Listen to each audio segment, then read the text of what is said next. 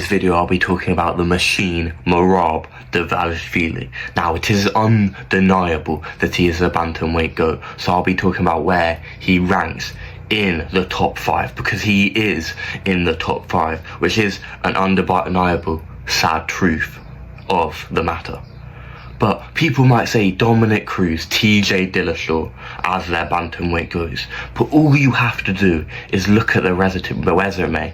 Where is TJ Dillashaw's all-time when he wins? He's got some good wins, but no wins near the level of Peter Yan, of Umar Nurmagomedov, of Jose Aldo. He doesn't have the all-time great wins that Merab Dvalishvili has, and obviously he's got the steroid accusations.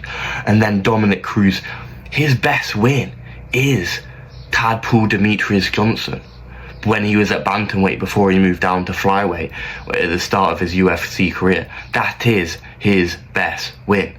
Other than that, it is TJ Dillashaw or Uriah Faber, which does not stack up anywhere near Merab's resume. Nowhere near. But let's get into it. I'll be comparing Merab's resume right now to Islam Makhachev's to start off with. Now, Islam does have some very good wins. Charles Oliveira, Alexander Volkanovski twice, Dustin Poirier, Renato Moicano isn't as good of a win, but that is still a top 10 level lightweight. And of course Dan Hooker, that's a good win, aged well. Bobby Green isn't as good of a win, and it's all right win. And then you look at Merab's resume: Jose Aldo, Peter Yan, Henry Cejudo, Sean O'Malley, Umar Nurmagomedov, and Sean O'Malley again. Alexander Volkanovski is the best win out of all of those wins. It is undeniable. He is the best win out of all of those wins, and Islam has him twice. But the second time doesn't count as good of a win because it was on 10 days short notice, and Volk should have never taken that fight. Charles Oliveira is also another all-time win, which means Islam has 2 all-time wins already, and I am including Dustin Poirier as a 3rd all-time win, due to him being the 4th best lightweight ever due to resume. And if you disagree with me, that is your choice. He has 3 all-time great wins, Islam. If you go to Merab's resume, he's got 2. Or 1, depending on how you look at it. I still count Jose Aldo and Henry Cejudo as all-time wins, but you could argue that due to Jose Aldo coming back and his stint recently in the UFC and his losses, he might not be an all-time win anymore. And then he's got Umar Nurmagomedov.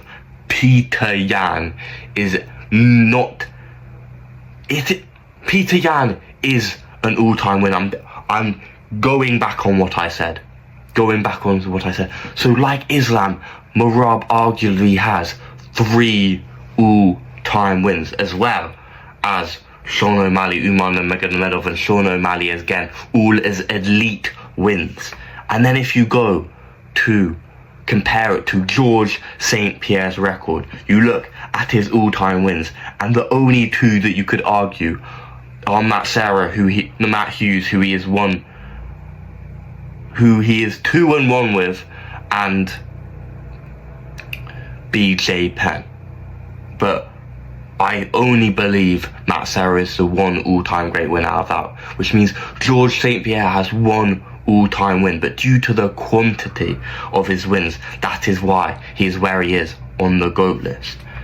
John Jones has 1 all-time win, Daniel Cormier, and a second fight does not count due to no contest. Stipe would have been an all-time win if it was in his prime, but that does not count because he was not in his prime.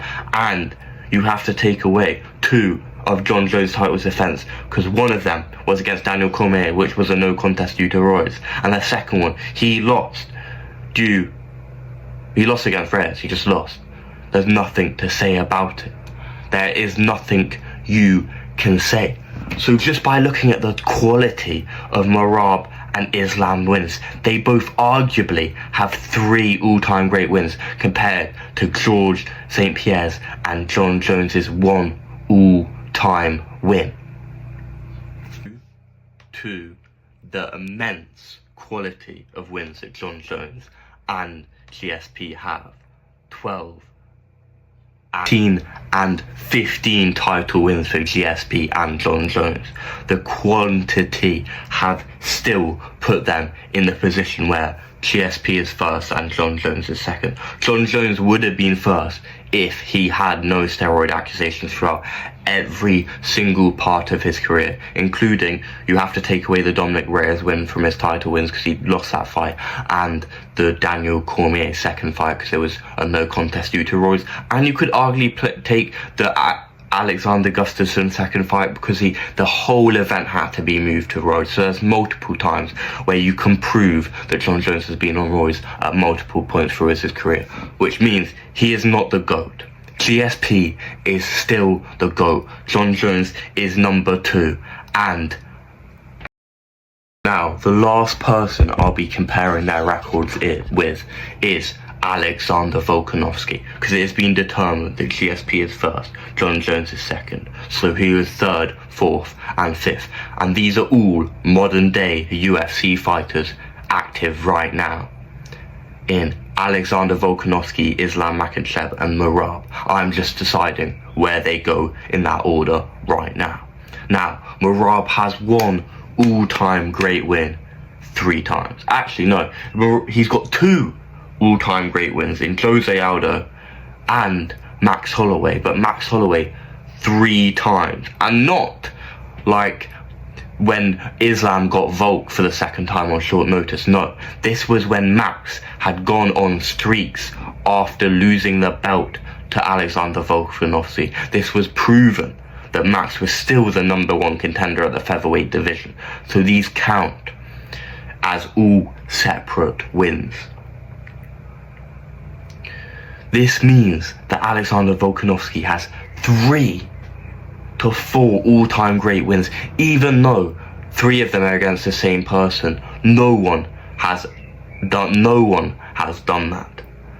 But sadly, he lost to Islam Makhachev, moving up a weight class, which would have done nothing to his resume if that was all that happened. But then he took the Islam fight on short notice, losing it again to KO, which still would have had too much effect on his resume. But then he moved down straight after, 2 months after, doing a bad weight cut to fight Ilia Topuria and then getting KO'd, which in turn harmed his legacy a lot. But then Alexander Volkanovski, the great Volkanovski, came back and got the belt back against one of the most dangerous contenders at 145 today, winning a belt after 36, which is something no one has done in the lighter-weight divisions, breaking records, making stories that no one has ever done before, doing what people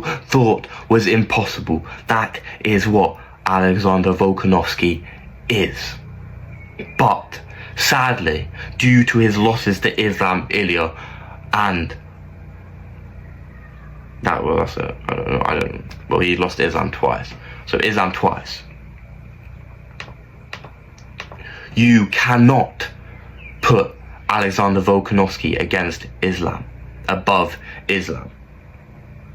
And due to the amount of all-time wins Volkanovski has, even though it is all against the same person, mainly in Max Holloway, his quality and quantity of wins in the modern day era is something that is probably not going to happen again. The only other person that might be able to do it is Merab Dvalishvili.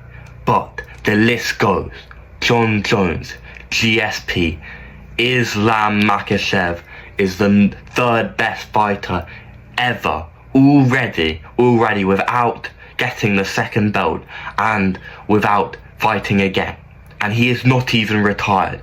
The 4th best fighter of all time is Alexander Volkanovski.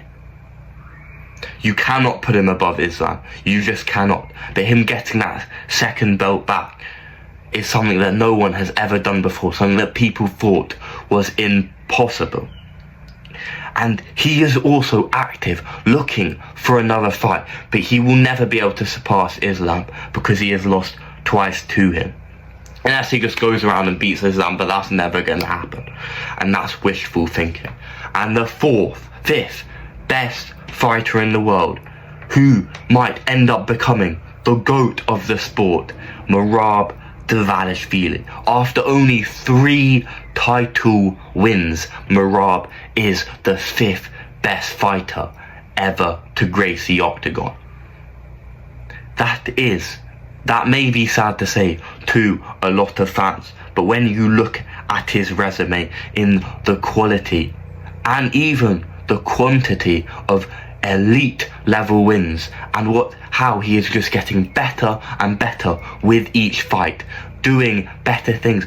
He submitted Sean O'Malley, a higher level opponent, and couldn't even do it to lower level opponents.